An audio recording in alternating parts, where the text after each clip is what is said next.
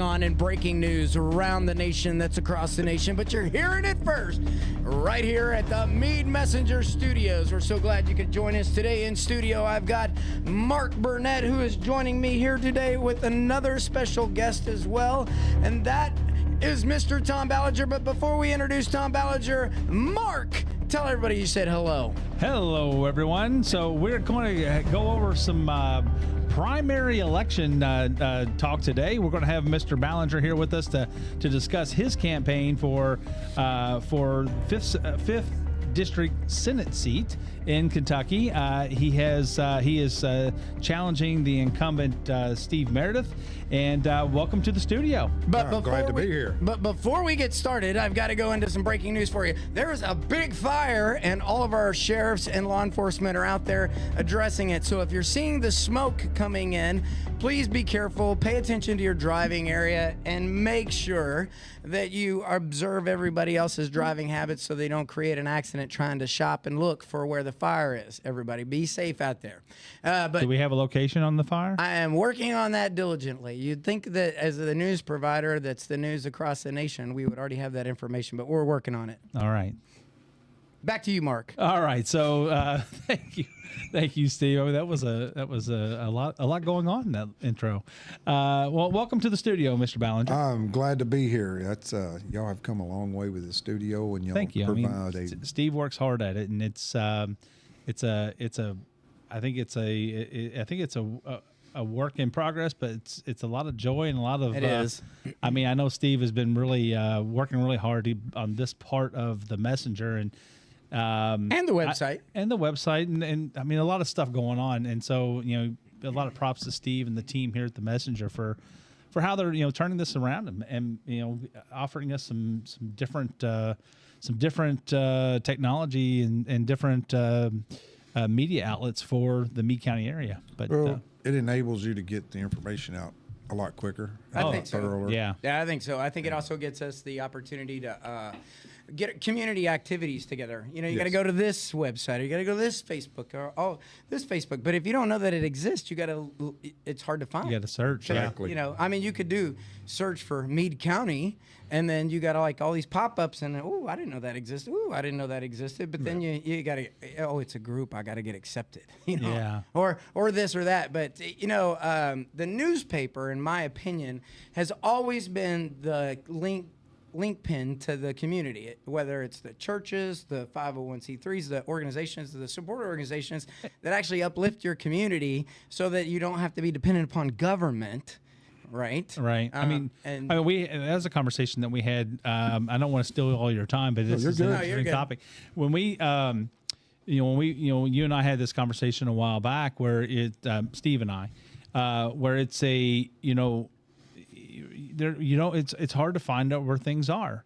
And I think you just said it, you do a search and it's like you don't know what you're going to get when you do a search. Half the time you're going to get Meade County, but you have to specifically say Meade County, Kentucky, because Sturgis is in Meade County. Was it South Dakota? Yes, South Dakota. it Yeah, sure is. And it's and you have a Meade County, Colorado too. Yes. Yeah, that's right. I googled it. It pulled up. It's right, and it's like so it gets. That's because they don't have their SEO monetization set up correctly within the county. I'm just saying. Yeah, well, I know I just confused everybody out there, but this is the tech I'm bringing. I'm just saying. But the fact that hopefully you're I'll be the first together, thing you search when you look for Meade County. But in the having future. Meade County, the Meade County Messenger. Pulling these things in and being a portal to Meade County, not just government, but to all of Meade County, yes, sir, is a great thing. Thank you. And one thing that I've learned during this campaign is if I'm looking for an event that somebody's told me about, a lot of times you can go to the digital newspaper, and they've already advertised it. Yep. So, I mean, it brings the people to it because they'll have their address, they'll have what's going on, they'll have a time. That's right. And it saves so much. It's so effortless. That's right. To get it. I think that as we do that, people will start learning that is a great landing spot for them, but it's going to take some time. Speaking of getting to learn some people, Tom, you're in here, you're running the race. You've been handing out, how many business cards did you hand out? You said yesterday? I checked it a while ago when I was eating lunch. I've handed out a little over 11,000 cards. Wow. So you're gripping and grinning. How do you feel the race is going for you right now? I hope I'm even up. all I can say is I don't pay attention to the numbers. Sure. I'm going to go till the last day. Yeah. And then when it comes in, Yeah. if I win, fine. If I don't, I'll shake his hand, tell him good job. Yeah. It's Well, you're just a race. you're a principled man. I mean, you're standing on your principles and you're fighting for what you believe. Yeah. And it takes courage to do that. So in this race, what is your platform? My platform, number one, is pro-life. Okay. The abortion life is very dear to me. Sure. And a infant or a little one needs a chance in life. That's right. You know, nobody needs to cut that short. Second Amendment, leave my guns alone, point blank. Yep. I don't want you to restrict it. I don't want you to even find a way that I've got it. Yeah. You know, there was a bill about banking, keeping up with the guns. No, don't want it. Don't want any way. Yeah. That's my Second Amendment right. They're mine. School choice. School choice is a big issue right now. It, in one opinion, you can look at 4 or 5 different ways. The way I look at it is with the school systems, public school systems, not having any competition, now they'll have to step their game up to where they're not happy. Yeah, that's exactly what we're hoping for. Yes. Yeah. You know, not happy being just proficient. Yeah. You know, they have to step it up so they can keep their money. That's right. Because you've got a lot of teachers, and this has been for years, because my girls are grown, and I seen it 20 years ago, that, you know, some teachers just they're not motivated. So when the school boards start saying, okay, we're losing money because our English is low or our math is low, you know, then they're going to start stepping their game up. Yeah. Competition breeds excellence. Yeah. I think that one of the biggest problems that we have is the teachers unions have become so powerful. Yeah. I mean, I'm not. Don't get me wrong. I mean, somebody out there might say that I'm thinking. I don't think the teachers should have unions. That's not what I'm saying at all. What I'm saying is that the union has to be a balance in that power where, you know, the school systems have to be able to hold the teachers accountable to teaching children the curriculum.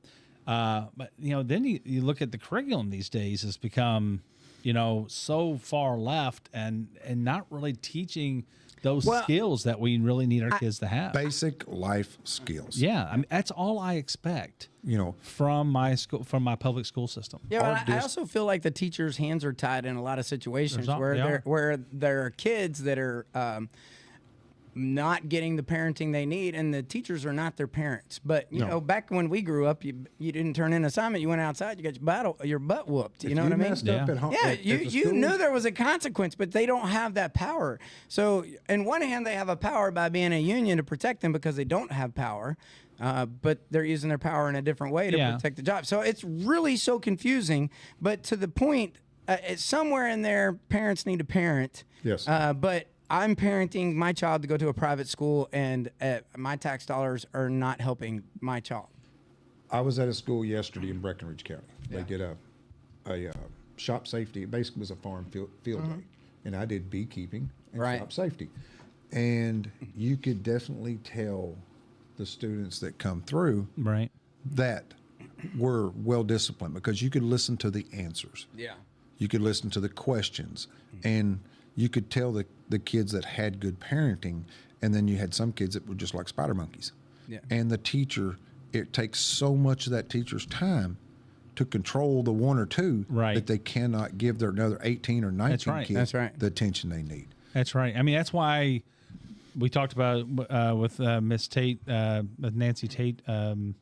Representative. Was that yesterday? Representative. I was like, man, these days are going and going and going. So that was on yesterday's podcast, but we talked about the fact that, or we brought up the fact that it's, you know, that student to teacher ratio is an important number to make sure that you don't have, so that it's less likely that a teacher will have multiple problem students in a classroom. So if it's, you know, 15 to 1 or versus 25 to 1, that's a big leap. Yes. When you're trying to reach young minds, and in many cases they're young, undisciplined minds. Yes. There's not enough teachers, so that ratio goes up even higher. Because they have to split teacher classrooms. Yeah. Through the KSBA, I do a lot of schools. I hit a lot of schools. And I stepped back from that. But even during this campaign, I'm still hitting schools. And I've noticed I did 17 or 18 schools where you read across America. Right. And you would notice some of the smaller classroom ratios would be your special needs or kids that needed a little bit more social attention. Right. And the bigger classrooms were the ones that didn't need the social attention and everything. So some of these school districts have it figured out, but there was one school that there was 31 kids in that class, and she had an aide, but that's a lot of kids to take care of. Yeah, and an aide is not necessarily, a lot of times the aides they're not necessarily educated in you know, in teaching. There are a lot of times they're just parents or somebody that's I mean, I remember when I was a kid, my mom was a volunteer aide in our class, in my classroom, back in, you know, I was probably 70, that was probably in 1976 or something like that, 77, to kind of show my age a little bit, but it's a, you know, but I remember that, her being there, and nowadays, I know they have a lot of paid aides and things like that, but they're, again, they're usually just, you know, people from the community who are interested in education. They have some education background, but they're not necessarily educated. Volunteers. Yeah, they're still, it's like a paid volunteer. Yes. And it's like, and even those positions are not easy to fill. No. Because, you know, you're asking people the people who care don't always have the time to go into that classroom every day. And what you also look at too is the legal liability. Right. For a volunteer. That's right. And that goes back to, you know, still while we're still on teaching, one thing that I'm going to address thoroughly if I get elected or when I get elected is the teacher retirement. Right now, their teacher retirement program is about as broke as you can get. For every dollar that they put in, we're putting in like $2.61, 62 cents. So, you know, the system is broke and it needs to be, you know, addressed. And there's several ways that can be addressed. It's just that's one of the things that I'm going to look at when I get elected. Sportsmen's rights, that's a big thing for me. I enjoy hunting. I enjoy fishing. There's a lot of kids in my community that I take hunting and fishing, and we're slowly, as sportsmen, our voice is slowly not being heard. With 217, 241, now with Senate Bill 3. The Senate passed Senate Bill 3, and there was, at every committee, the room was full of sportsmen speaking out about it. And this is presidents, League in Kentucky, sportsmen, SCI Kentucky, all of them speaking out against it. And the Senate still passed it. Now, my hat's off to Steve. He voted no for it. You know, I'll give kudos where kudos are due. He voted no for it. It is a bad bill. What can you kind of go into that a little bit? What is that bill about? What is that? Senate Bill 3 is putting the game and fish underneath the Department of Agriculture. Oh. If you look at the Department of Agriculture mission statement and the Department of Game and Fish's mission statement, it's like fire and water. The reason why they're doing that is they're saying they need admin, their admin staff. Well, the Senate put Game and Fish as a standalone agency. So it's right at 2 years now, and they're having a hard time acquisition vehicles and equipment and stuff like that. If you're a separate entity, as a COO or a CEO, you need to learn how to do that. Putting it in Game and Fish is not the right idea, because Game and Fish, or putting it in the Department of Agriculture, is not the right idea, because Department of Agriculture has got their hands full with the fair and all the agriculture organizations and all the issues that we have. A lot of people, and I'm one of them, that feel like it may hurt the Department of Agriculture hard. And I would hate to see, because I like putting an extra burden on those offices. A big burden on them. And I like Mr. Shell a lot, and I'm afraid that the drama from the Game and Fish will fall into the Department of Agriculture, and I just don't think it's fair to put it there. Is this a? I'm trying to understand exactly what Senate Bill 3, the reason behind it. If they're having trouble with admin, it seems that we would you know, you would have to look at how the structure is more than just who's where it falls under the When right they- now. when they were under- is that an executive branch? When they were under tourism, Uh-huh. that would help them. But in the last 4 to 5 years, the Senate has tried to move game and fish all by themselves as a separate entity. They don't fall under tourism. They were eliminating from the governor's control is what it was. So Yeah, I'd heard that. and it doesn't really make sense to me. They say, well, the governor tries to take some of the game and fish money. There's laws that are against that. He can't touch it. If he takes some money, you just go to court. Yeah, he gets his hands slapped. But you have to go to court. Exactly. And that makes so they're making a separate entity, but the game and fish was having a hard time establishing itself as a separate entity. I mean, it seems to me that you would want to be a separate entity, like you said, to control totally your agree. finances, to control your own finances, to control your admin and things like that. Right now, I mean, I think that most of the money is the Fish and Wildlife really don't take money from they don't really take money from the general fund for the most part. They have to raise their own money. They are a total self-entity. The only time that they've taken money was like 241 last year. And this was a conflict that you see. 217 set them. You're a separate entity. Right. You're all by yourself. And then 241 comes along. Okay, we're going to give you $3.8 million out of the general fund, not out of your account, out of the general fund. And by the way, you've got if less than 5 acres, you've got to buy a fishing license. There were several things in that bill that made no sense, because 3 to 4 years they're making it a separate entity, get it away, all stand alone. And then the last thing they do is, okay, we're going to give you $3.8 million. They've got money.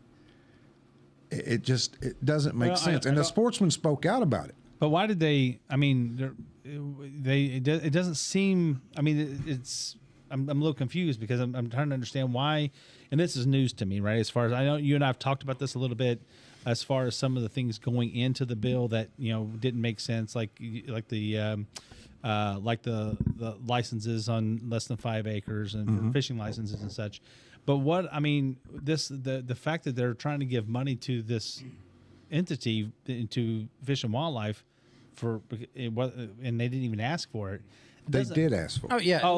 Okay. This would be a government doesn't want to use soldiers to do something anymore, so they want to hire a contractor to come and run that area, right? Well, the government still got to fund that contract. Yeah. Essentially, it's my take on it.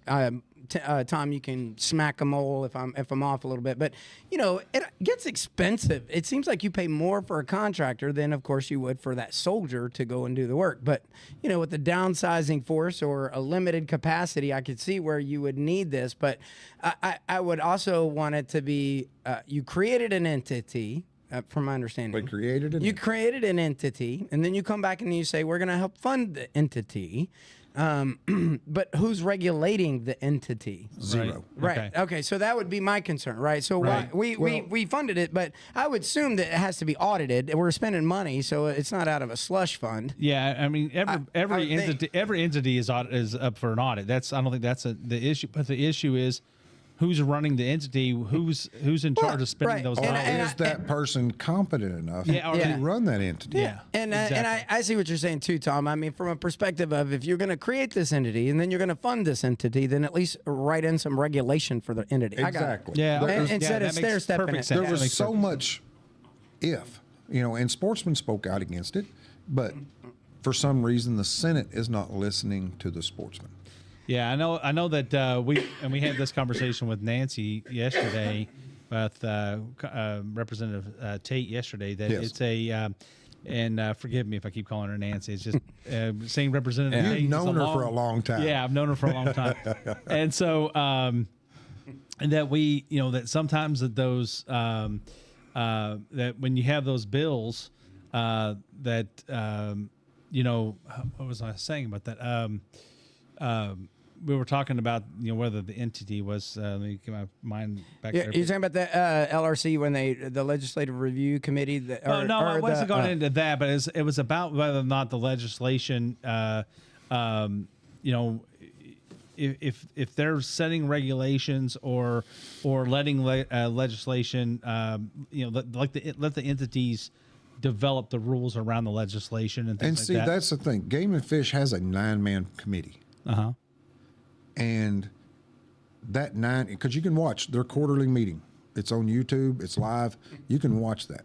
And at no time did any of that get discussed. And so you call them up and say, hey, every one of them on 241 said, we didn't know it was coming. We know nothing about it.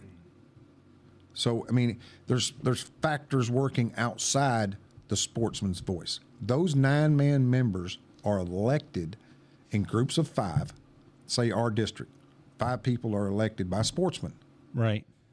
Those 5 names go to the governor. The governor picks one.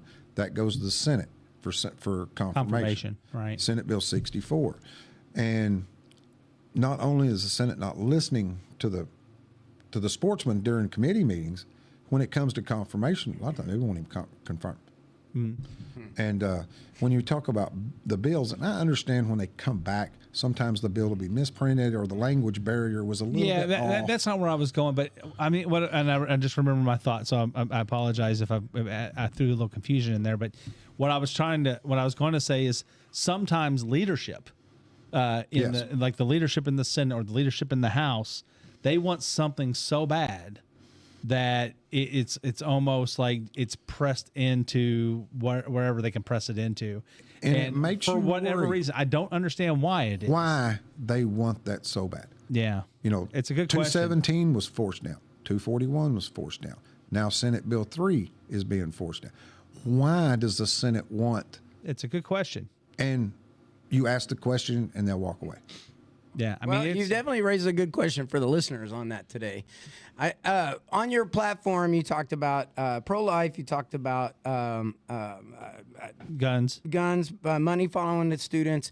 You're definitely talking about these bills of concerns and representing the 5th district. So, yes. What are some of the other things that you're hoping to?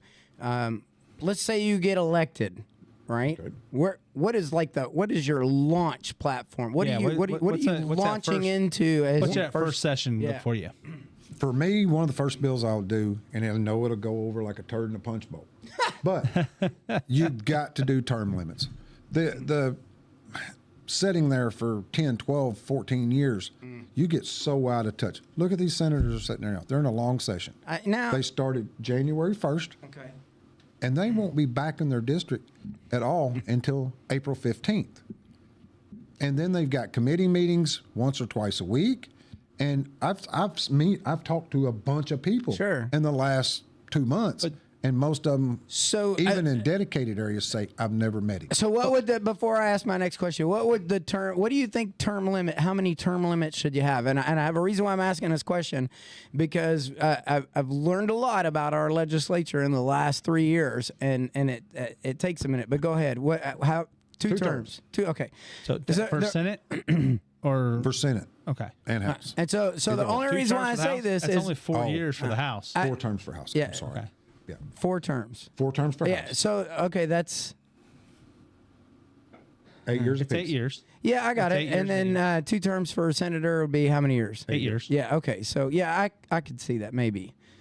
Yeah, I guess I could. Yeah, I'm not. I just know. I, for one, am not a proponent. Yeah, Mark and I have had this battle. We've had this battle a long time. And I've kind of I'm not a proponent for term limits at the legislative level. And the only reason I'll tell you why. And I don't think we want to get into that. No, today. but we actually kind of came to an agreement on this after watching this year, specifically this year, because we have a long legislative session. Yes. And we have a long legislative session because they had to do the budget. Yes. Which they ate up almost all of their legislative time arguing over. Right? Yeah, I mean, they've only had. I mean, last night we found out they only have 23 bills completed. Yeah, out of 8 days left. Out of 1223. Yeah, 1223. So, and then they've got 8 days left. But how that 8 legislative days. How that really hurts is those 1,200 and say 1,240 or 1,230 bills that have been shelved for 30 days now are going to be force fed brought up and forced But through. that goes right back to, I think, where, because then you carry it and then you fix it the next year, or then you fix it the next year. And so sometimes it seems like that's what happens, but you got to almost stick around long enough to see it through. But you're running into a fixing cycle. Well, like the 241. Then vote. Then vote to extend that, which is coming up. It's coming out. Don't say it like that. That's not what that bill says. That's not what that bill says. Don't say it like that. I know where you're going to go, and you're going to. I'm not going to screw this up. I'm not going to screw this up. I'll let Mark correct me. Listen, if they present a new vote to change the Kentucky Constitution, which goes out to every voter in the state. They tried to do this before so that they could, we're in a stuck mode, right? So we could pause and then come back and reactivate ourselves to finish up the legislation, right? But nobody wanted that. So now they're going to present a new bill.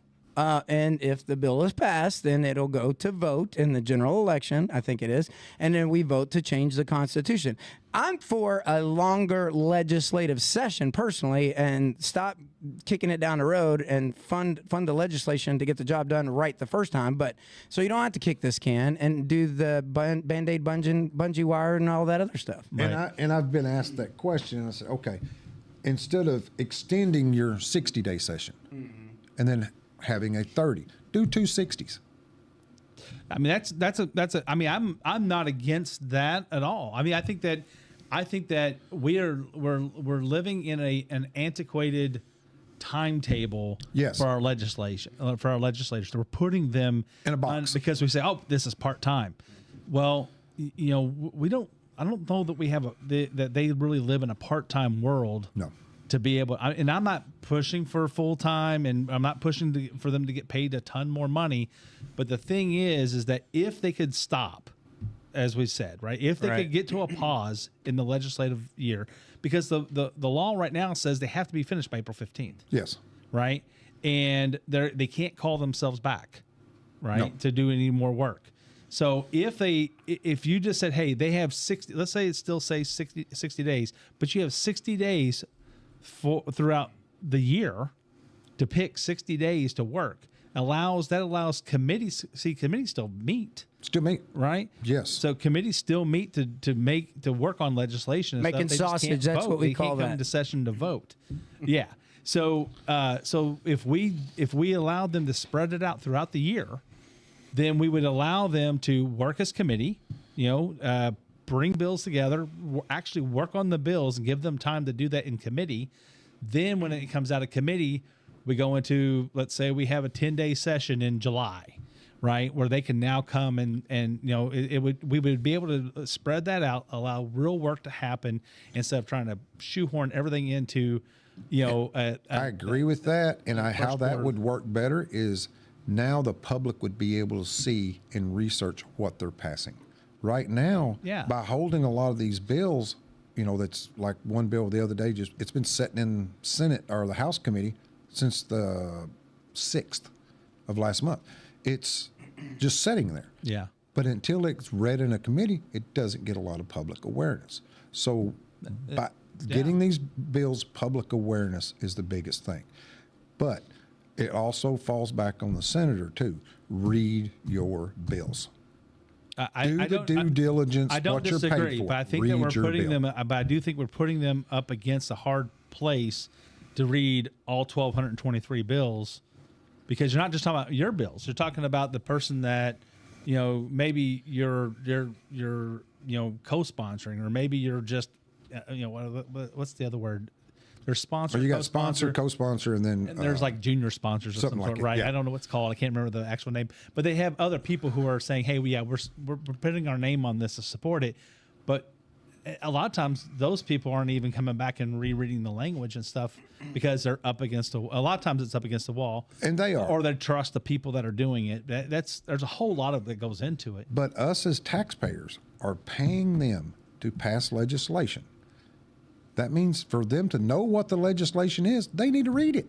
Oh, not just vote on it. I don't disagree with you at all. I mean, you and I are on the same page on that. I want them to have the time to read it, but I think that it starts with giving them the time to read it. I agree, and I think the 260 instead of a 30 and a 60 would open up. But passing a bad bill and then turning around the next year and fixing It's it, a waste of time. it's a waste of taxpayers' money. Yeah. Because each day is roughly $150,000, $200,000 is what it costs a taxpayer. Yeah, I don't disagree with that at all. As having 260s, I do want people to support the. I do want people to support the amendment to allow the legislature to spread out those days. I think that would be helpful as well. And maybe you don't need 260s. Maybe you need 245s, or we find a number that makes sense that you can do, because now I think that it's time for us to at least look at finding some real change in the way that we do our legislature. When the days were set up, we didn't have as much commerce, didn't have as much business, and we've grown as a state of Kentucky. That's we've right. grown, so the legislature has to grow too, and I totally understand that. But you don't want to go where their legislators there 4 months out of the year. No. I mean, we want them to be. We want them to be in your home. areas. But I think that if we spread it out, that allows them the time to go home. It does. And what you also have to look at and answer is questions. When these legislators aren't in session, you've got some that's on 5-6 committees. So true. they're up there 3 and 4 days a week. How many senators are there? How many? 36, 38. Yeah, it's And there's 100 representatives. Yeah, so 100. It's 100 representatives. So you're looking at some of these senators that are in the Senate leadership or in the good graces of the leadership that are sitting on 5, 6, 7 committees. Right. They're not home. They may be home 1-2 days a week. They're doing committees all the time. Yeah, I know on the House side, I know more about the House side because we talk with Miss Nancy Tate quite a bit. I mean, there's a lot of they can be on a lot of committees too, but there's a lot more people to fill across. Yes, yeah. And I mean they're on some joint. There's some joint committees and things like between the House and Senate. I think she says she's on the. I think the what was it she called that she's on the National Women's. No, it's the one that approves. The expenditures. Budget. The expenditures for the budget. Capital expenditures. Capital expenditures. She's on the front end, and Mr. Meredith is on the back end. Right, and so she was. But that's a joint. I think that's also a joint committee. Both I of think them. there's. Yes. Both of those are joint committees. Yes. So that they don't have to double up and. Well, it would probably be a conflict of interest if they was on both. Well, I'm just saying that I'm talking about House and Senates. I mean, House and Senates would be a mixture of because there's a mixture of House and Senate on both of those committees. Joint committees. Yeah, those are joint committees that are. I think that makes sense to have them both there instead of having individual committees on each side because. But now you're all. That is one of the good committees. They regulate a lot. They do. But some of the committees that they want to do research committees and this and that. If you form a committee, we'll give you, for instance, the Certificate of Need Committee. They met all summer. Come back. We need more time to figure it out. Okay. If you need more time than 6 months, you're some of 7 or 8 of the smartest people in Kentucky. You need more time to figure it out. Apparently, you're not going to figure it out. So scrap it, redo it, or modify it. And a bill went through this morning that was wanting to modify some of it, and all of them voted it down. And 3 of the people on that board actually said, I have healthcare organizations. By adopting this to reorganize or redo part of the certificate will hurt my business, so I vote no. They actually said it in the committee. It is like having the fox protecting the hen house. So what I hear you saying is you're going in there like a tornado in a trailer park. Yep. I'm the bull in the china shop. That's all right. And I don't care what I knock off the shelf. Well, I'm glad. I will vote and I will carry anything that will benefit the 5th district. There you go. But some of the stuff that just pours money out. When you write a bill, and it's no information in it, or no documentation, or no explanation of how you're going to do it, that's like passing a bill like with an open check. We don't have an open check. We don't have an open checkbook. So if you write something up, detail it how you want Sure. to do it.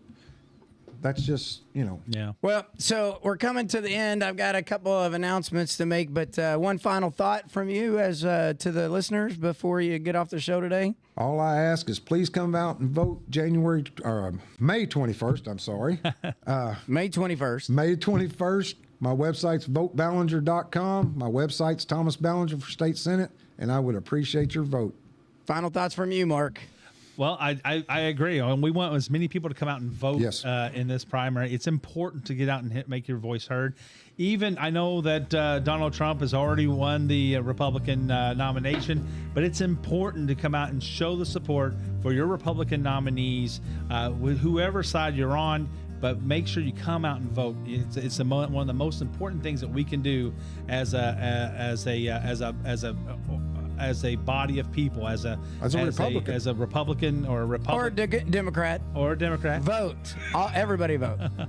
So listen, I'm going to take it back here. I've got a couple of announcements. Hey, I'm starting to learn how to wear rhino liner because I screwed up this ad.